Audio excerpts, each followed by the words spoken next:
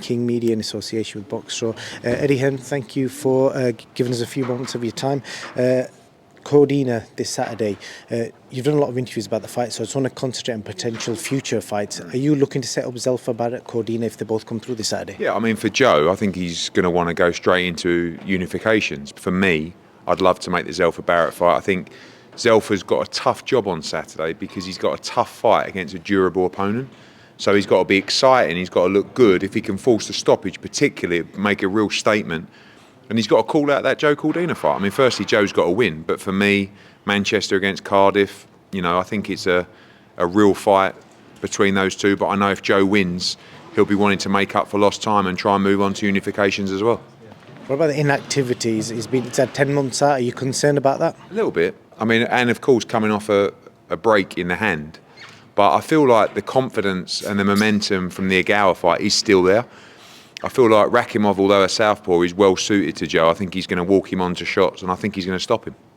Undercard Sandy Ryan, news has come out that she's potentially got an undisputed fight lined up. Is that true? Yeah, we have an agreement with Rick Ramos in that respect. We've still got to go through some fences or jump some fences on that one, but I know Rick would be happy to take that fight with Sandy Ryan. I think it's going to be a good fight. I mean, Houle is pretty tough. She throws a lot of punches, she's aggressive, and I think it'll be an exciting fight. Again, I said to Clifton, you want to go out there and look sensational in those fights, be entertaining, and Sandy's got it all in front of her. Victory on Saturday could line up some really big fights. No concerns of her being sidetracked with what's ahead? Sandy? Yeah, I mean, I think she's obviously, every fighter looks at what's ahead because you can't help but get excited, but you have to focus on now. I think her and Clifton and the team have done a great job of staying focused and in the moment, and if she wins on Saturday, her future is extremely bright. You've got a brilliant schedule coming up with the Zone in numerous fights. Do you feel the slow start, obviously you had in January, but now do you feel like you've got the best schedule from all the promoters out there? Whether you like me or us or not, you cannot look at the schedule and not say we have the best schedule in boxing by an absolute mile, by a mile. And obviously this Saturday, I'm coming off the AJ fight off pay-per-view.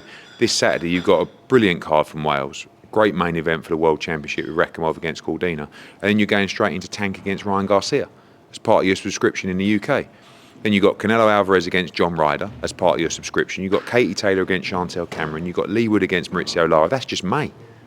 So, we've got to keep that momentum, and we've got to build cards, and we've got to make sure that we give you announcements in the next couple of weeks for June or July to keep the momentum going. Would you see as your nearest competitor? I mean, look, we're the only global promotional company out there, so I'm not saying that we are the number one in the UK. I think we're in in the US. Sorry, I think we're in a battle for that. And in the UK, at the moment, our shows are consistently the best. But I think the great thing about UK boxing is everybody's up in their game, and there's some really good fights. I mean, you look at the instance of May the 27th, and you've got Conor against Lopez, you've got Billum Smith against Akoli, and you've got Wood against Lara. I mean, that's on one night. 3 World Championship fights. So British boxing's really healthy, and it's great that everybody's trying to be number one, and we look forward to staying there. June 3rd, you've been alluded to that could be the return to Conor Benn. We've seen today that he's been charged and they're not given a suspension time, but could that affect that Abu Dhabi show on June 3rd? Honestly, literally, I came off the stage and I had a couple of calls from some journalists and I saw an article from Riyadh. I've not been made aware of anything from UKAD around this at all. Matt Christie called me the other day to talk about the suspension. He knew before we did. So I'm extremely worried about the process because you have situations where Amir Khan, his hearing or his result took 14 months in terms of the suspension result, and apparently nobody knew. And when I've spoken to the media, they've actually told me they didn't know. So why are the media finding out about all this action from the board and UKAD in a supposed confidential scenario before us? The first thing I did was went over to Tony Sims and said, do you know anything about this? No, I've just seen it now. It's bizarre, and you can't help think, if you're Conor Benn, that there is an agenda, or you are going to be treated differently to particularly the Amir Khan situation. He's already being treated differently in that respect.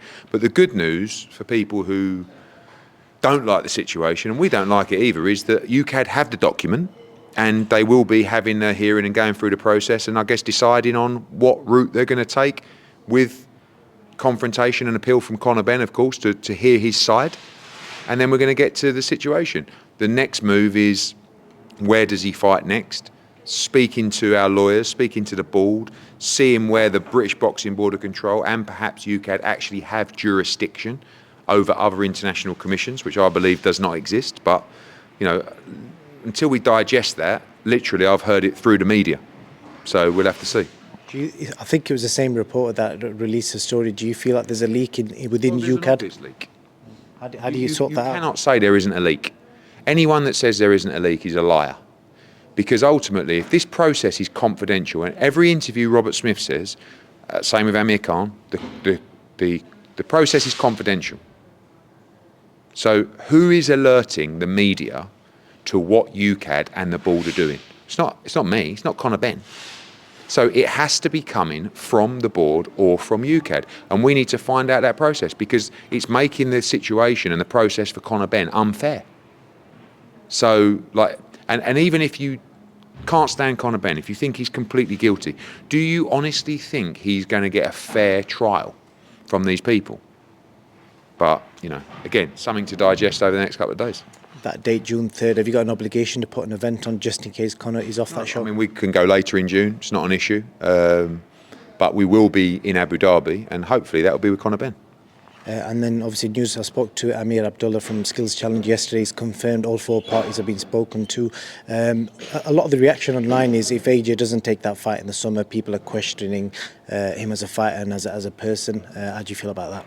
I mean, AJ wants to fight in the summer. We want him to fight. But at the same time, he is being spoken to about potential fights with Deontay Wilder and Tyson Fury in December, where maybe the people involved with those fights don't want him to have another fight and contractually might not be able to. There have been no negotiations at all about this fight, but I'm flying out there next week because there have been some discussions. I'll tell you now, subject to the deal, which will not be a problem with these people because we've done various fights with them, AJ will fight Deontay Wilder or Tyson Fury in December, no problem at all. July, I can't tell you about. I want him to fight. Derek James will want him to fight. I believe all those other fighters involved will fight in the interim. So I think it would be good if AJ did too. Would you think Fury fights in the summer? Andy Ruiz, July 22nd. Official leak from Eddie Hearn.